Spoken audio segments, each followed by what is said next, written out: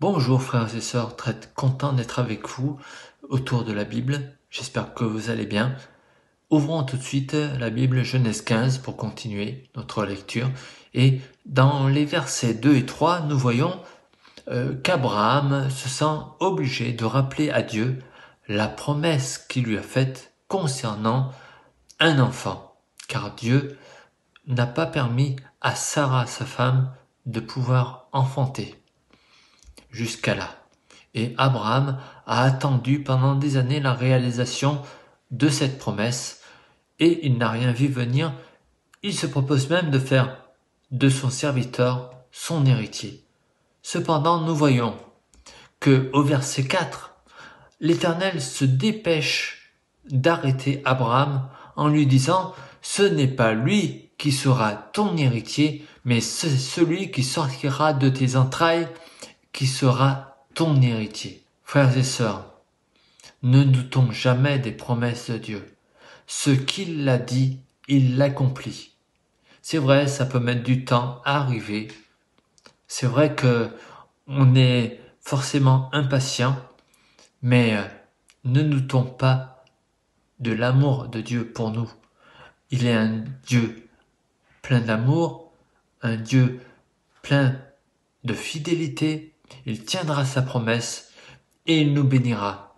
Vous savez, dans la Bible, il est parlé dans Romains 9 au verset 8 que ce sont les enfants de la promesse qui sont regardés comme la postérité. La promesse est donc un signe pour nous. Il nous faut croire jusqu'au bout en la réalisation des promesses de Dieu pour nous. Persévérons dans la recherche de Dieu. Persévérons dans la foi, dans l'humilité. Ne soyons pas satisfaits jusqu'à ce que nous ayons vu la réalisation de ce qu'a dit Dieu pour nous. Mais n'oublions pas que Dieu n'est pas un homme pour mentir. Ce qu'il a dit, il l'accomplit. Amen. En allant plus loin, nous voyons que Dieu est obligé de sortir Abraham de chez lui. Il le prend par la main parce que là où il est dans son carcan. Il se pose beaucoup de questions. Et Dieu nous dit, la parole au verset 5 nous dit, et après l'avoir conduit dehors, il dit, regarde vers le ciel et compte les étoiles si tu peux les compter. Et il lui dit, telle sera ta postérité. Abraham eut confiance en l'Éternel qui lui imputa à justice. Quelle merveilleuse promesse, quelle merveilleuse assurance, quel merveilleux pacte que Dieu veut faire avec Abraham. Je vous invite à sortir ce soir et à regarder le ciel, à compter les étoiles si vous le pouvez. Bien sûr, vous ne le pourrez pas. Seul Dieu peut le faire. Frères et sœurs, comptons sur Dieu pour réaliser sa promesse par la foi. Nous aurons les bénédictions.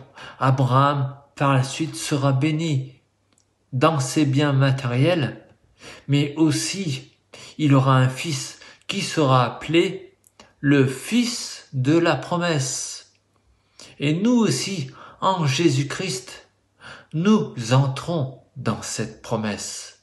Alors, ne doutons pas par incrédulité, mais fortifions-nous dans la foi, que notre confiance, que notre conduite inspire la confiance, que notre attitude de cœur envers Dieu soit juste, et nous verrons Dieu se manifester en accomplissant sa promesse.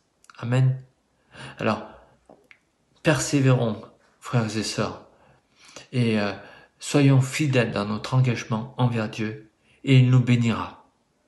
Pour terminer, je vous propose de lire ensemble un passage qui se trouve dans Romains 4 à partir du verset 18. Espérant contre toute espérance, il crut, en sorte qu'il devint père d'un grand nombre de nations, selon ce qui lui avait été dit, telle sera ta postérité. Et sans faillir dans la foi, Il ne considéra point que son corps était déjà usé, puisqu'il avait près de 100 ans et que Sarah n'était plus en état d'avoir des enfants. Il ne douta point, par incrédulité, au sujet de la promesse de Dieu.